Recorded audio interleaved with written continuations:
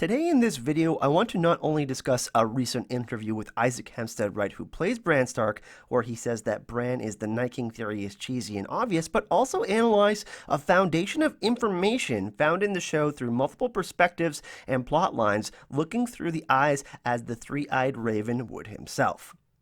We are merely a month away from Game of Thrones Season 8, with the hype being at an all-time high with the drop of the official Season 8 trailer. But one thing that has stood out to me in the comment section of my videos more than anything else is the discussion of the connection between the Night King and Bran Stark. We can't deny that there is a connection between these two characters. However, suggesting that Bran is the Night King just doesn't fit. When George R. Martin spoke in Redwood City last year at the Fox Theater with artist John Picasso after his interview during the Q&A period, someone asked the question of who is the hardest character to write in the series.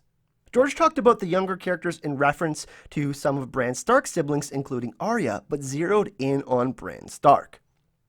He stated that it is difficult to write this particular story arc with Bran because of his age and because of the unique lens of magic and mythology that Bran lets us peer into from his perspective. The one thing that stood out to me the most about what he said is that if you get magic wrong in your story, you risk ruining the whole story if it isn't executed properly. It has to have a clear and established limits for people to be able to comprehend what is actually happening. The Night King as Bran Stark theory is built around the idea that Bran Stark will not heed the advice of the previous three-eyed raven, and he will go back in time to the point where the Children of the Forest created the Night King and enter his mind and try to have a conversation with the Children of the Forest, stopping this event from taking place. Time travel paradoxes and creating alternate realities can potentially create an infinite loop of problems. And I just don't believe that George R. Martin, who has masterfully crafted A Song of Ice and Fire, is willing to drop a bomb on his whole story by having one time traveling event change everything in its history. It's very difficult to go fully into a story like the one shown in Interstellar, or wrap up the story in a paradox as the ending of the movie Inception showed us. This is why we have Bran Stark view the creation of the Night King.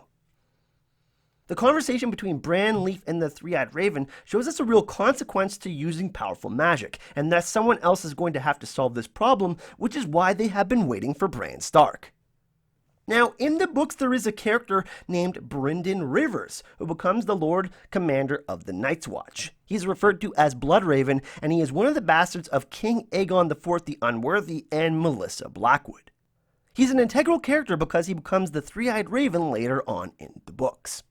In the world of Ice and Fire Rap, which is canon, he eventually goes beyond the wall and joins the Children of the Forest, who hail him as the last of the Greenseers.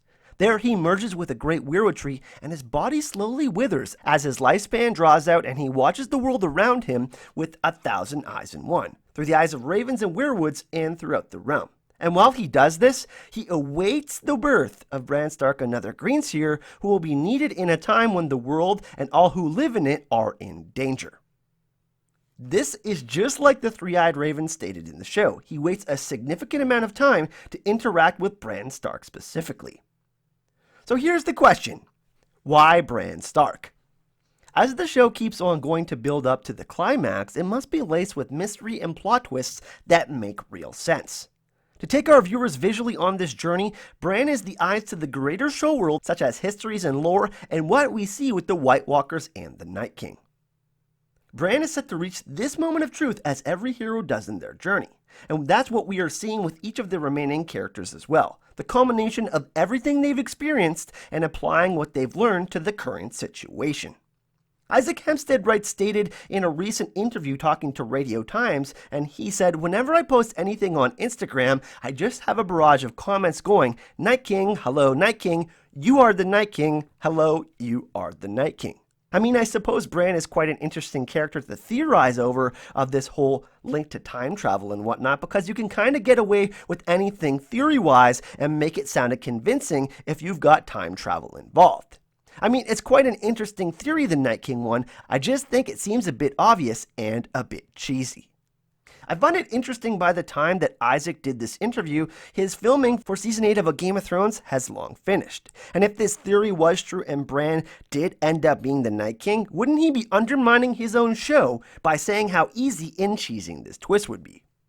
But here's the thing, Bran is obviously still an ally to the Starks at the end of Season 7, and what could possibly be a catalyst to make him switch sides? If he had some sinister underlying intentions, why not help Littlefinger divide the Starks and possibly the North, making victory for the dead all more likely?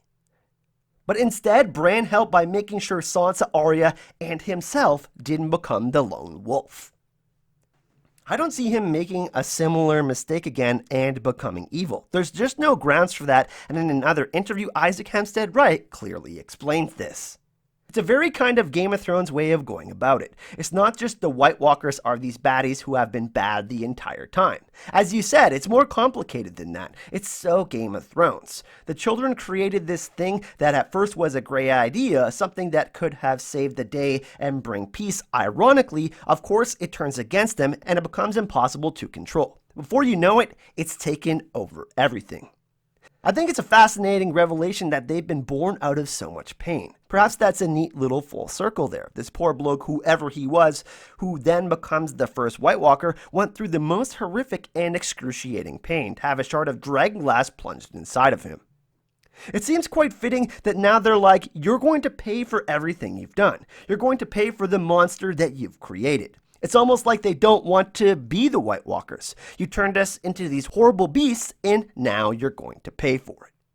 This connects us to the overarching theme of revenge within A Song of Ice and Fire and Game of Thrones, showing us that there's real consequences to our actions. This person who was turned into the Night King, who was referred to as the Andal in this storyboard, went through this excruciating process where he was dehumanized. Now, we don't know if he had a loving family, or if he was a Stark, a soldier, or someone of nobility. But the point remains the same in that a mistake was made and the person wants revenge. Which brings us to the question of how you deal with this problem.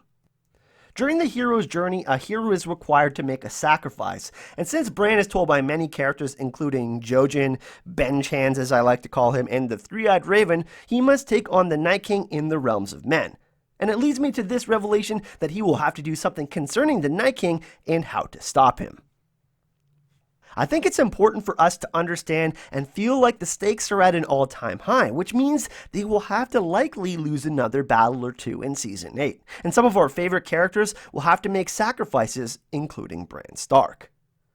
I could see a scenario where Bran Stark sacrifices himself in the end like a true hero would, and since he isn't a knight like he always wanted to be, he's going to need some help in stopping the Night King. I think it would be a fitting ending if they got together with his remaining siblings and they teamed up to beat the Night King, and Jon threw a fatal physical blow and Bran mentally overpowering the Night King with some sort of mental magic, they will finally stop him and the army of the dead. If what Isaac Hempstead Wright stated is true, and that mark on his arm is a very bad thing, this could foreshadow that it is corrupting him and that his fate may already be sealed. I have no doubt in my mind that he would sacrifice himself for the good of the realm as Jon or Daenerys would, and become a Nissa Nissa type of character before he becomes more like the Night King.